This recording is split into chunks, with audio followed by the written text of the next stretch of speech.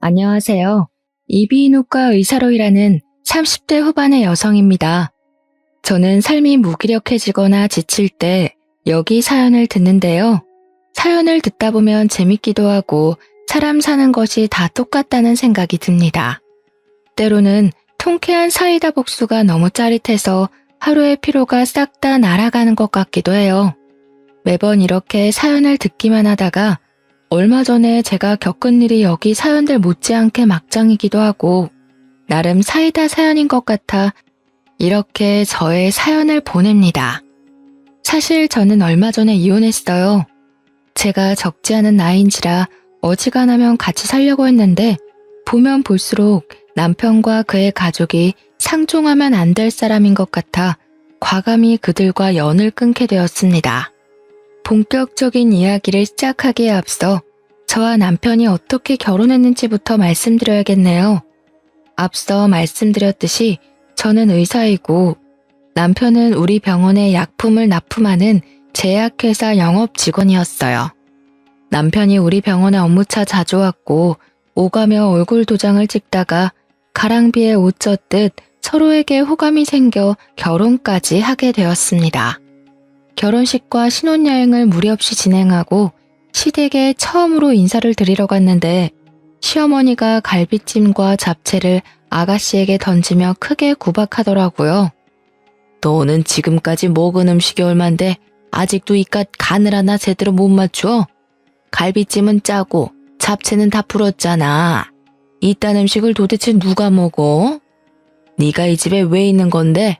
요리하고 허드렛 일이나 하라고 있는 건데 그것도 못하면 네가 이 집에 있을 자격이 있어? 못할 것 같으면 나가. 우리는 너 따위 계집년 필요 없으니까.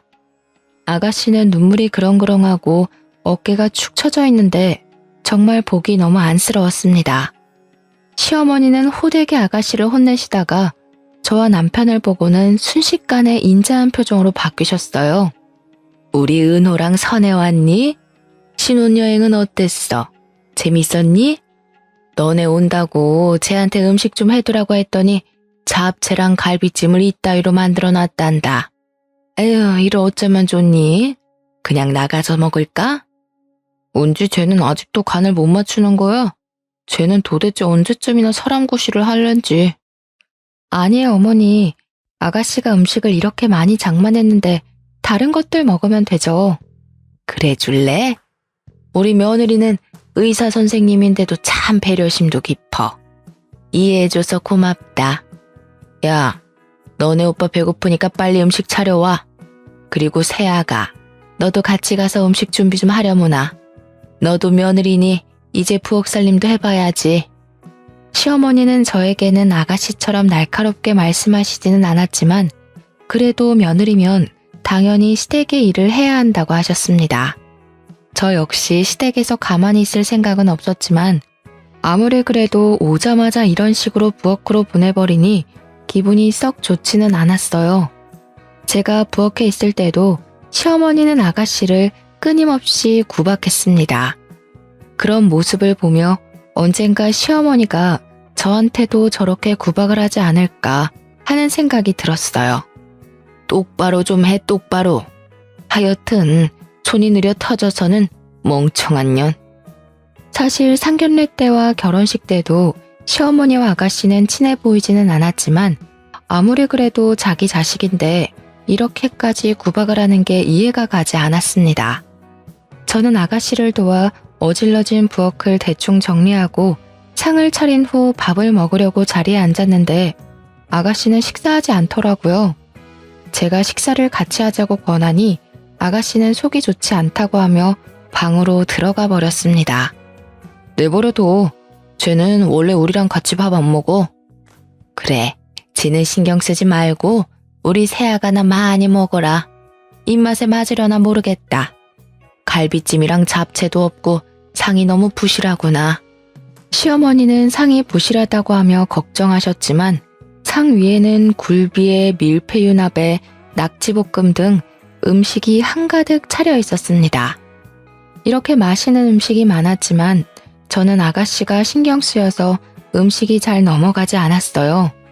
그래서 제 앞에 놓인 밥그릇에 밥만 대충 비운 후 잠시 화장실에 간다고 하고 자리에서 일어났습니다. 그런데 아가씨 방에서 훌쩍이는 소리가 들리더라고요. 몰래 아가씨 방문을 열어보니 아가씨는 혼자 서럽게 울고 있었습니다. 거실에는 시어머니와 남편이 밥을 맛있게 먹고 있고 정작 그 음식들을 준비한 아가씨는 같이 식사를 하지도 못한 채 우는 이 모습이 이해가 되지 않았어요. 누가 봐도 시어머니와 남편이 아가씨를 따돌리고 구박하는 모습으로밖에 보이지 않았고 저는 이 상황이 너무 불편했습니다. 그렇게 식사를 마치고 집으로 가는 길에 남편에게 아가씨와 사이가 안 좋아 보이던데 무슨 일이 있느냐고 물었어요. 일은 무슨, 남매 사이가 다들 그렇지 뭐. 세상에 남매끼리 사이 좋은 집이 얼마나 된다고 그래. 남매 사이가 어색할 수는 있다고 보는데 아가씨와 너는 어색한 사이를 넘어서서 서로 원수처럼 생각하는 것 같아서. 솔직히 그렇잖아. 아가씨가 음식을 그렇게 많이 준비했는데 어머니나 너나 수고했다는 말은커녕 구박이나 하고 밥도 같이 안 먹고. 아까 아가씨 방에서 혼자 울었던 건 알아? 걔는 왜 또 울고 난리래? 하여튼 가지가지 한다 정말. 아무튼 별거 아니니까 신경 쓰지 마. 남편은 별일 아니라고 하며 저에게 무언가를 감추려고 하는데 보였습니다. 뭔가 이상함을 느낀 저는 다음날 병원에 출근하자마자 아가씨에게 점심때 같이 밥을 먹자고 연락했어요. 어제 음식을 너무 잘 먹어서 맛있는 음식을 대접하고 싶다면서요. 아가씨도 오후에 별다른 일이 없다며 만나자고 했고 그렇게 우리는 식당에서 만나 점심을 먹게 되었습니다. 밥을 먹으며 저는 아가씨에게 어제의 일을 물어보고 싶었는데 어떻게 말을 꺼내야 할지 모르겠더라고요. 그래서 괜히 눈치만 보고 있는데 아가씨가 저의 속마음을 알았는지 먼저 자신의 이야기를 꺼냈습니다. 어제 집에 와서 놀라셨죠? 사실 저는 어머니의 친딸이 아니고 오빠만 어머니의 친자식이에요. 그랬구나. 남편이 이야기를 안 해줘서 전혀 몰랐어요. 그런데 어쩌다가 이렇게 가족이 된 거예요? 사실 저의 친엄마는 저를 낳고 얼마 지나지 않아 돌아가셨고 저는 아빠랑 둘이서 살았어요. 그러다가 6살 때 지금 어머니랑 아빠가 재혼하게 되면서 저는 어머니 오빠와 같이 살게 된 거고요. 아가씨는 목소리를 가는게 떨면서 말해줬어요. 기죽은 그 모습을 보는데 어찌나 마음이 아프던지. 재혼 가정인 건 어느 정도 예상을 했지만 아가씨가 그동안 구박을 얼마나 당했을지 가늠이 안 가더라고요. 어머니랑 오빠는 아빠 없을 때 저를 그렇게 구박했어요. 아빠가 저만 예뻐하시고 항상 제게 모든 재산을 남겨주신다고 했거든요. 그래서인지 시어머니는 제게 밥도 안 주고 간식은 당연히 안 주고 한 달에 한 번씩은 제가 괜히 마음에 안 든다면서 저를 불빛이 들어오지 않는 창고에 가뒀고요. 오빠도 그 옆에서 저를 사람 취급도 하지 않았어요. 아가씨는 그 뒤로도 자신이 구박받았던 것들을 이야기하는데 남편도 가담했다는 게 너무 실망스러웠습니다. 결혼 전 제가 알던 사람이 아닌 것 같았어요. 사실 남편은 밖에서는 정말 친절하고 다정한 사람이었어요. 그런데 집에서는 시어머니와 함께 아가씨를 그렇게 구박하고 못살게 굴었다는데 처음에는 아가씨의 말이 쉽게 믿어지지 않았습니다. 하지만 어제 남편이 아가씨를 볼 때 징그러운 벌레를 본 것처럼 바라보던 눈초리며 싸늘한 말투로 말하는 것을 보면 아가씨가 거짓말을 하고 있다고는 느껴지지 않았어요. 남편의 이런 이중적인 모습을 알게 된 후 제가 이런 사람과 평생을 함께 할 수 있을까 하는 생각이 들었습니다. 아가씨와 대화를 나누면 나눌수록 저는 남편과 같이 살 수 없을 것 같았어요. 그래서 당장 갈라서고 싶었지만 결혼식 하루 전에 남편의 요구대로 혼인신고까지 마쳤고 무엇보다 아가씨의 상황을 다 알았는데 그냥 이혼하고 모른 척하면 제가 방관자가 되는 것 같은 생각이 들었습니다. 사실 제가 남들이 당하는 모습을 그냥 못 지나치는 성격이거든요. 부모님은 그러다가 큰일을 당할 수도 있으니 그냥 좀 있으라는데 제가 원래부터 그렇게 태어난 걸 어쩌겠습니까? 그래서 저는 훗날 남편과 이혼을 할 땐 하더라도 그 전에 아가씨를 이 집구석에서 무사히 탈출시켜야겠다고 마음먹었어요. 그런데 아가씨는 이제 성인인데 왜 그 집에 계속 계시는 거예요? 그냥 그 집에서 나가서 영 끊어버리면 되잖아요. 사실은 아빠가 살아계실 때 크게 사업을 하셔서 재산이 좀 많았거든요. 그리고 그 재산들은 다 저한테 준다고 입버릇처럼 말씀하셨어요. 게다가 아빠 장례식 날 아빠 친척들 말로는 제 앞으로 남겨주신 유산이 분명히 있다고 했어요. 아빠가 유언장도 쓰시고 증인까지 세워서 유언장 녹화를 했다는데 어머니는 재산 한 푼도 안 남겼다고만 하세요. 그 당시 저는 미성년자였고 아무런 힘이 없었거든요. 이대로 제가 이 집을 나가버리면 유산을 하나도 못 받게 될 것 같아서 유산을 찾을 때까지는 이 집에 계속 있으려고요. 아가씨의 말을 들으니 시어머니와 남편이 왜 그리 독하게 아가씨를 괴롭혔는지 이해가 되었습니다. 바로 아가씨가 받은 유산이 탐이 나서 그랬던 것이었어요.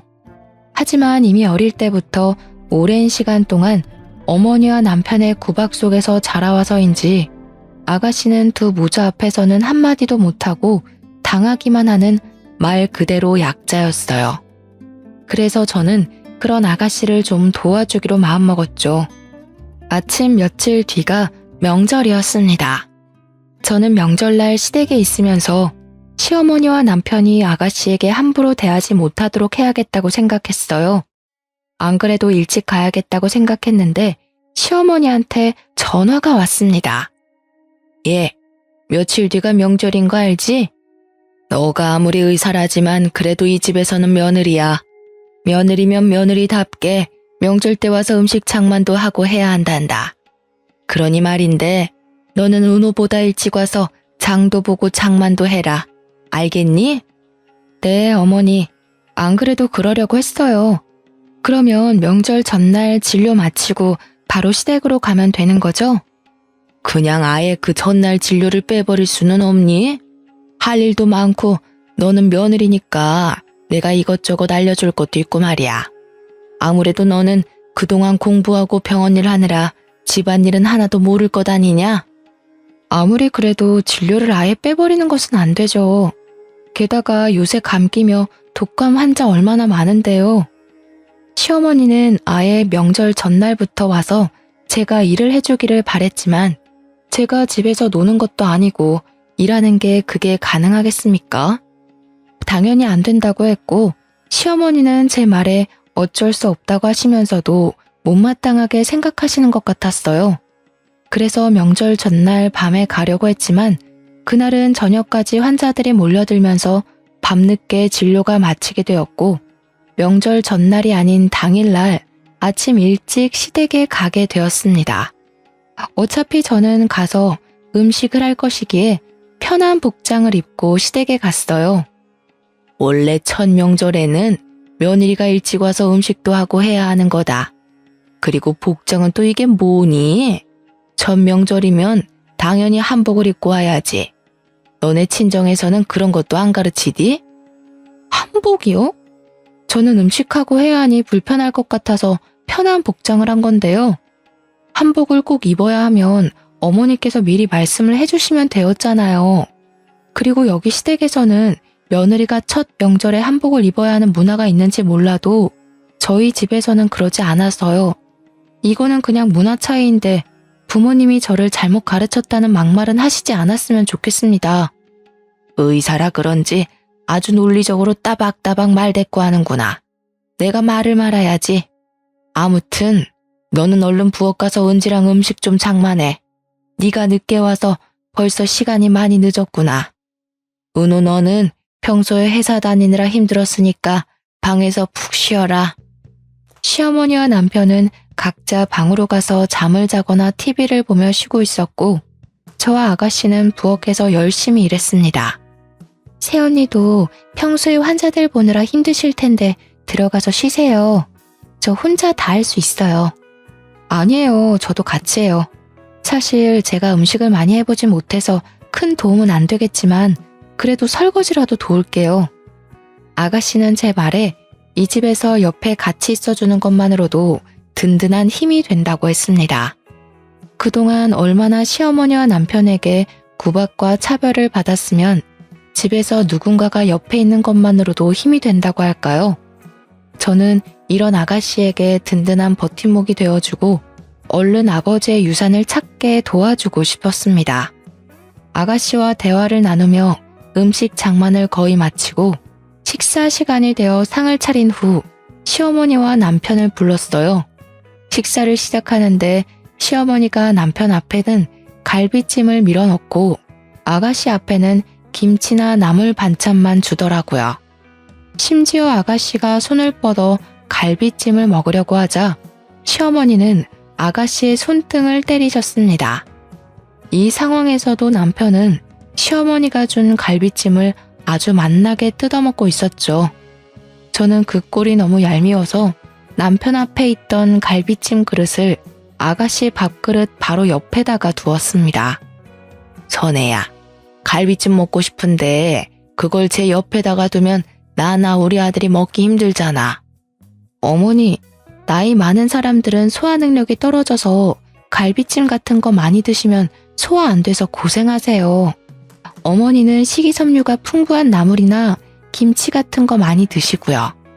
아가씨 같은 젊은 사람들은 앞으로 힘차게 살아야 하니 갈비찜 같은 단백질을 많이 먹어야 해요.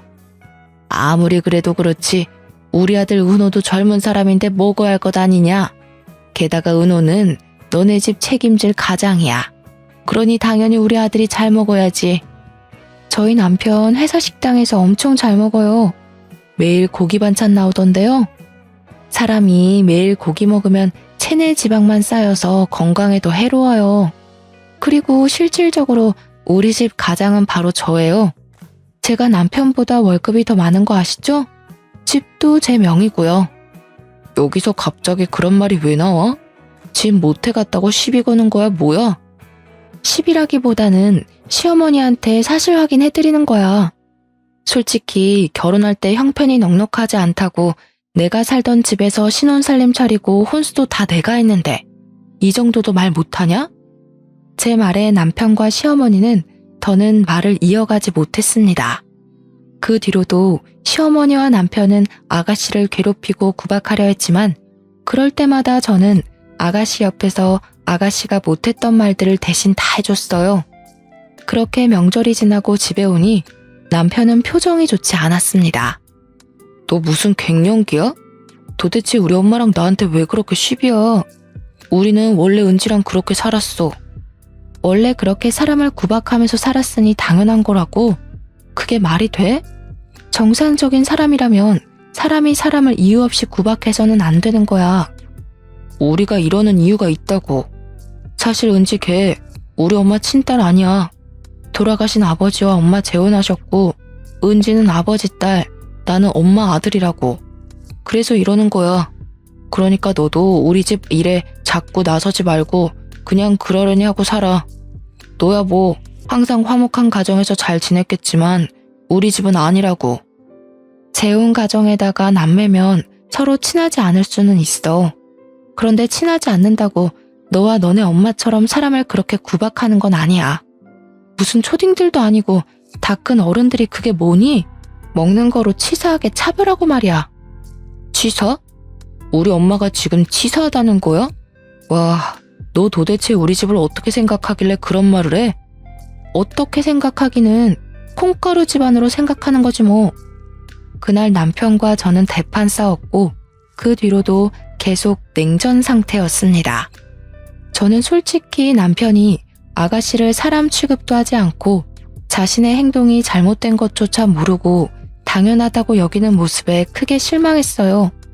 남편 역시 자꾸 자기 집안일에 간섭하는 제가 불편하고 싫었는지 저를 피했고 회사 일이 바쁘다는 핑계로 매일 야근에 주말에도 계속 출근한다고 집에 거의 있지 않았습니다. 이미 부부간의 정은 뚝 떨어진 상태였고 마음 같아선 그냥 이혼해버리고 싶었지만 이혼해버리면 평생 아가씨를 돕고 싶어도 도와주지 못할 것 같아 억지로 결혼 생활을 유지하고 있었어요. 그렇게 몇 주 뒤 시어머니의 생신날이 다가왔습니다. 저는 그날이 토요일이라 쉬는 날이기도 하고 시어머니 생신이라고 아가씨와 저에게 음식을 만들라고 할 것이 분명하기에 외식을 제안했으나 시어머니는 저녁 때 친구들과 한정식 집에서 먹기로 했다면서 점심은 집에서 먹자고 하시더라고요. 그래서 저는 시댁에 출장 뷔페 음식을 주문했습니다.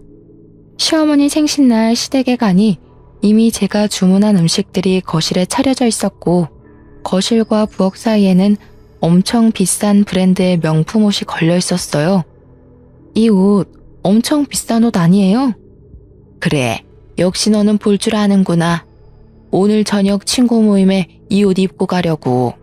세아가, 내 생일이라고 이렇게 음식들 주문해줘서 고맙구나. 어서 먹자. 이은지, 너는 세연이 잘 만나서 호강한 줄 알아. 음식은 제가 한 것보다는 100배 맛있구나. 입에 맞으신다니 다행이에요. 참, 어머니 생신이라서 용돈 준비했어요. 우리 며느리가 통이 크네. 뷔페 음식도 주문하고 용돈도 주고 말이야. 고맙다. 며느리는 이렇게 내 생일이라고 용돈을 주는데 은지 쟤는 음식도 못해 용돈도 안 줘. 이 집에 얹혀 사는 연인 주제에 뭐 하나 제대로 하는 것도 없으니 이 집에서 아무짝에도 쓸모가 없어. 그럼 우리 엄마가 이 집에서 쟤 키운다고 얼마나 고생했어. 그런데도 쟤는 저렇게 은혜를 모른다니까. 사람이 덜 된 거지. 아가씨는 시어머니의 말에 화가 많이 나 보였습니다. 시어머니가 아가씨를 정성 들여 키운 것도 아니고 그렇게 구박과 차별을 해댔는데 그럼에도 불구하고 일말의 죄책감은커녕 오히려 더 많은 것을 요구하는 모습이 뻔뻔스러워 보이기까지 했어요. 게다가 그 옆에 맞장구 치는 남편의 말 역시 아주 기가 막혔죠. 어머니, 근데 사실 어머님도 이 집에 얹혀 살았던 거 아닌가요? 이 집 돌아가신 아버지가 결혼 전부터 사셨던 집이었다면서요. 그렇게 따지면 어머님이 얹혀 사신 년이 되죠. 아닌가요? 제가 아주 해맑은 표정으로 이렇게 말하자 시어머니는 당황하며 어쩔 줄 몰라 하는 표정을 지으셨습니다. 어머, 왜 이리 당황하세요? 제가 무슨 말 실수라도 했나요? 그런데 어머님, 생각해보면 어머니 아들도 저한테 얹혀 사는 중이네요. 저의 집, 제가 원래 살던 제 집이잖아요. 그 안에 들어간 살림살이도 다 제가 제 돈으로 산 것이고요. 어머니도 아버지한테 얹혀 사셨고 어머니 아들도 저한테 얹혀 사네요? 모자간에 참 잘도 얹혀 사시네요. 너 지금 우리한테 엿먹으라고 비꼬는 거지? 무슨 그런 섭섭한 소리를 하세요? 저는 그냥 부러워서요. 저는 열심히 일해서 돈 벌어서 제 집을 장만했는데 어머니도 그러고 남편도 그러고 남의 집에 잘 얹혀 살고 계시잖아요. 그런 것도 능력이라면 능력이죠. 원래 대다수 사람은 얹혀 살면 눈치 보여서 눈치를 안 줘도 눈칫밥도 먹기도 하거든요. 그런데 어머니도 그러고 남편도 그러고 둘 다 눈칫밥 먹지는 않는 것 같아서 대단하고 부러워서 그래요. 생일날 너랑 입씨름하고 싶지 않구나. 됐고 그냥 케이크나 먹자. 이은지, 너는 어느 정도 식사가 맞춰가면 눈치껏 케이크 좀 잘 나오고 해야지 어쩜 그렇게 애가 둔하니? 그동안 아가씨가 음식 차리고 하느라 고생하셨으니까 제가 케이크는 부엌 가서 잘 나올게요. 저는 자리에서 일어나 부엌으로 향했습니다. 부엌으로 향하는 길에는 저녁 때 입고 가신다던 어머니의 명품 옷이 걸려 있었고 아가씨가 이 명품 옷보다도 못한 대접을 받는다는 생각이 들었어요. 그 순간 저는 왠지 모르게 화가 치밀었고 저는 손이 미끄러진 척하면서 생일 케이크를 그대로 시어머니의 명품 옷에 내리 꽂아버렸습니다. 아이, 야! 그게 얼마짜리 옷인 줄 알아?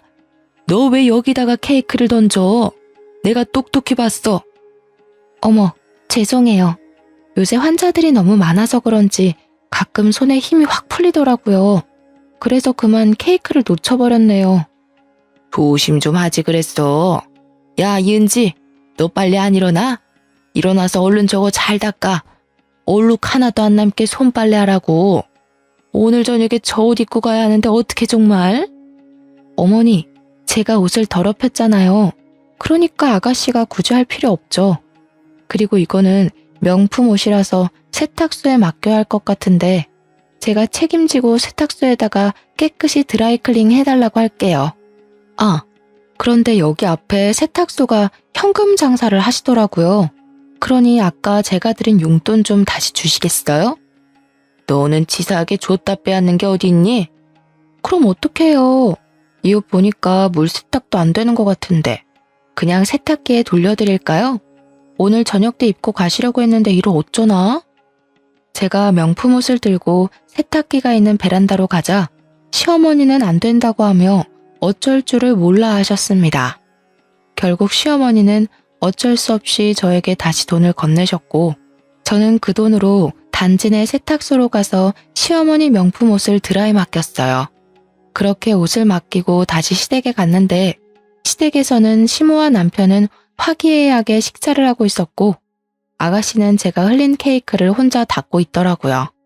그 모습은 마치 어릴 때 읽었던 동화 콩쥐팥쥐의 한 장면 같았습니다.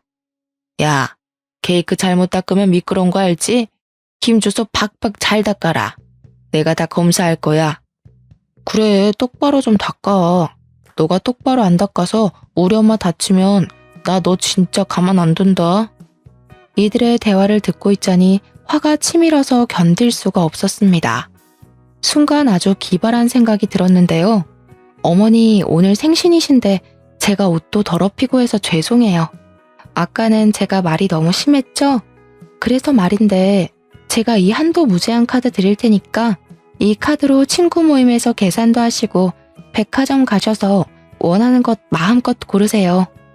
시어머니는 제가 건네준 카드를 아주 기쁘게 받으시며 외출 준비를 하셨습니다.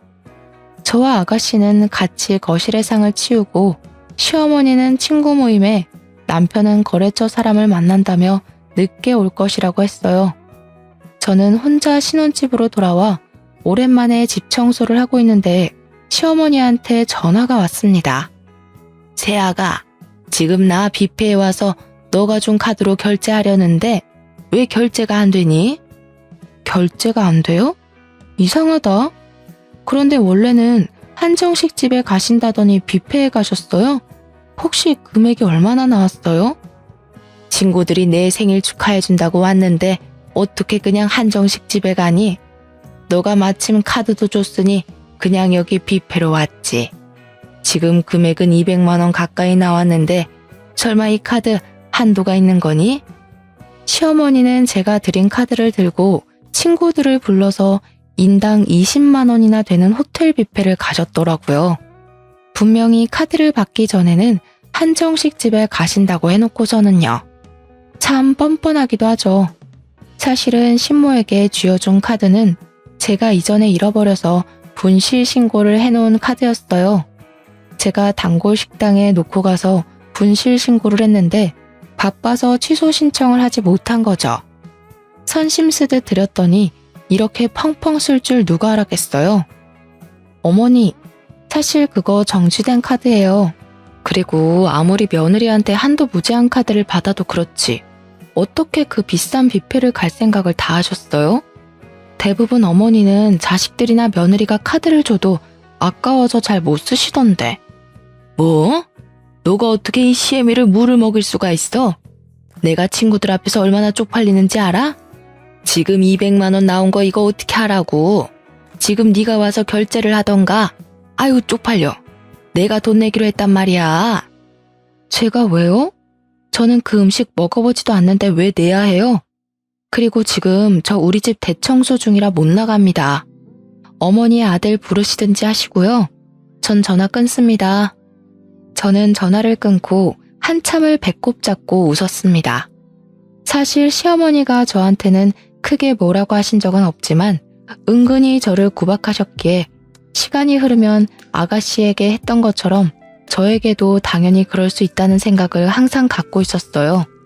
게다가 남들이 있을 때는 좋은 엄마인 척하면서 집에서는 아가씨를 그렇게 못 잡아먹어서 안달인 모습을 보며 저도 모르게 좋지 않은 감정이 쌓여 있었죠. 그래서인지 시어머니가 이렇게 쩔쩔매는 모습을 상상하니 왠지 모르게 참 통쾌했어요. 그렇게 한참을 웃다가 다시 청소를 시작하려는데 거실 소파 구석에서 비디오 테이프를 하나 발견했습니다. 생각해보니 저번에 제가 집에 늦게 왔을 때 남편이 소파 밑에서 무언가를 몰래 하다가 깜짝 놀라던데 그때 남편이 이 비디오 테이프를 숨겼나 봐요. 비디오 테이프의 겉면에는 아가씨의 이름이 적혀 있었고 저는 직감적으로 이 안에 아주 중요한 내용이 있을 것 같다는 생각이 들었습니다. 그래서 비디오 테이프를 영상 파일로 복원해주는 업체를 찾아 복원을 의뢰했어요. 며칠 뒤 복원된 영상 파일이 담긴 USB가 제 병원으로 도착했고 영상 파일을 열어보니 사진으로만 봤던 돌아가신 시아버지가 나왔습니다. 영상 속의 시아버지는 모든 재산을 아가씨한테만 물려준다는 유언이 녹화되어 있었어요. 저는 영상을 다 보자마자 바로 아가씨한테 전화를 걸었습니다. 아가씨, 놀라지 말고 들어요. 사실 우리 집에서 오래된 비디오 테이프를 하나 발견했는데 테이프 겉면에 아가씨 이름이 적혀 있더라고요. 뭔가 중요한 것 같아서 영상 복원을 의뢰해서 지금 제가 먼저 봤는데 아가씨 아버지의 영상이었어요. 태연님, 그 테이프 찾으셨어요? 사실 얼마 전에 어머니랑 오빠가 아버지의 유언에 관해 대화하는 내용을 얼핏 들었는데 분명 오빠가 어디에다가 뒀다고 했는데 제가 집에서 찾지를 못했거든요. 우리 집에 두면 제가 쉽게 찾을 것 같아서 일부러 언니 집에 뒀나 봐요. 그래서 이게 우리 집에 있었구나. 그래도 잘 됐어요. 제가 먼저 보고 영상 파일도 복원했으니까요. 우리 얼른 변호사 사무실에 가봐요. 오늘 제가 일찍 퇴근할 수 있는데 오후에 잠깐 만날 수 있어요? 태연니, 너무 감사해요. 언니는 저의 은인이세요. 그럼 이따가 오후에 봬요. 그날 오후 아가씨와 저는 약속한 장소에서 만나 바로 변호사 사무실을 찾았습니다. 변호사는 시아버지의 영상 파일을 보더니 유언의 형식을 아주 잘 갖춰서 녹화하셔서 유언의 효력이 있다고 하셨어요.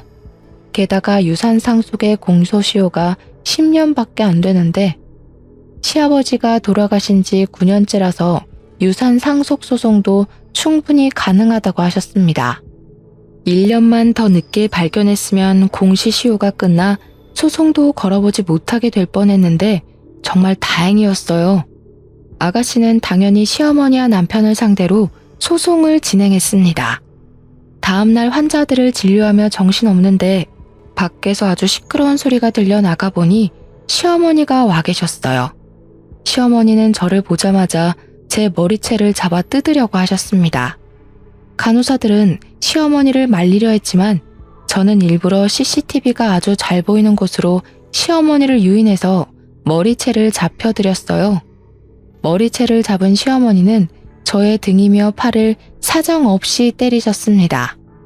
야, 네가 어떻게 나한테 그럴 수가 있어? 나 그래도 네가 의사 며느리라고 해서 최대한 대접해주면서 살았다. 네가 아주 버릇없이 말대꾸할 때도 나 뭐라고 하고 싶은 거 꾹 참았다고. 내가 그렇게 널 아꼈는데 이은지 그 계집년이 뭐라고 어떻게 내 뒤통수를 쳐? 너 이은지한테 유산 상속 소송 걸라고 부추겼다면서? 어쩜 이렇게 은혜를 원수로 갚아? 네가 그러고도 사람이야? 어머님, 저 이렇게 때리시면 폭행죄로 위자료 청구할 건데 괜찮으세요? 저 이래봬도 의사라서 이 정도 폭행이면 전치 10주 진단서도 충분히 끊을 수 있는데 변호사님께 연락을 드려봐야겠어요. 지금 저 CCTV로 폭행에 대한 증거도 충분히 찍힌 것 같은데. 시어머니는 제 말에 멈칫하시더니 CCTV를 한번 보고 손을 내리셨습니다. 일단 사람들이 보는 눈도 있고 해서 시어머니는 집으로 돌아가셨어요. 그날 퇴근 후 집에 갔는데 웬일로 남편이 일찍 퇴근했더라고요.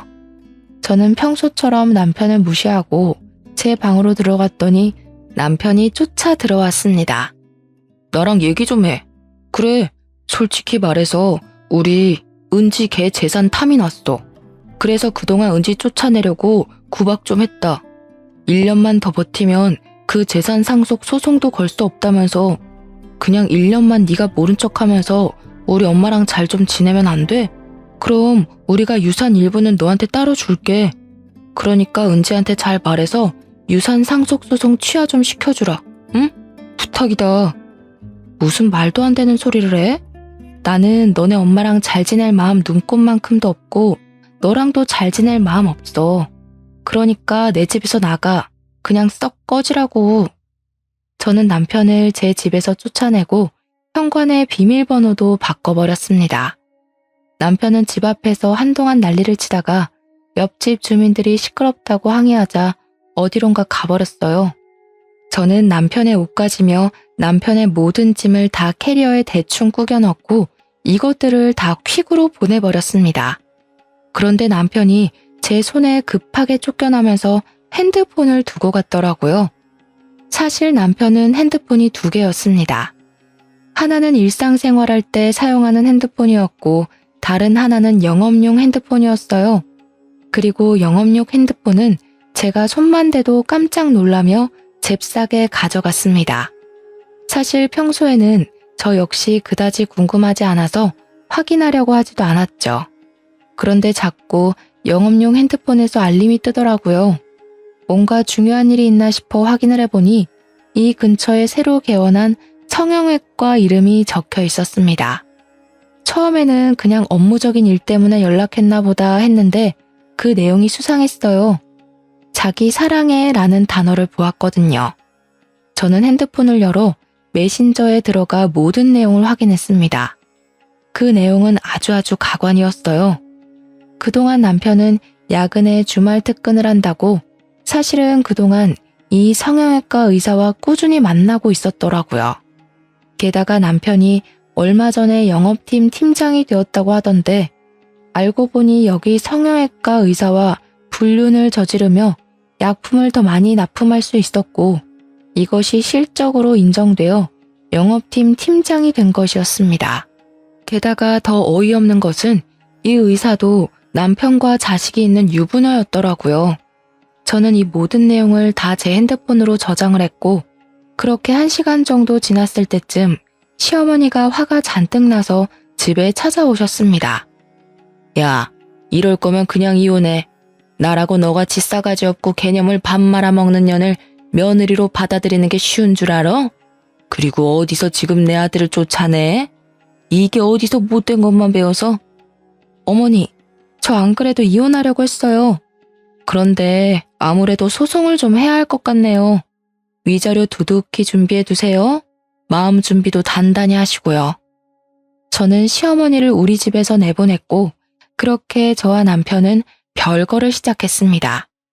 어차피 저는 남편이 없는 것처럼 생활했기에 불편한 점은 하나 없이 아주 편하게 지냈어요. 그렇게 한 달이나 지났으려나요? 병원에 있는데 남편에게 전화가 왔습니다.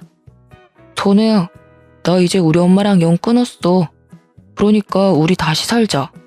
아직 우리 서류 정리도 안 했으니까 그냥 다시 예전처럼 너 집에 내가 들어가기만 하면 되잖아. 갑자기 그게 무슨 소리야? 갑자기 어머니랑 연은 왜 끊었어?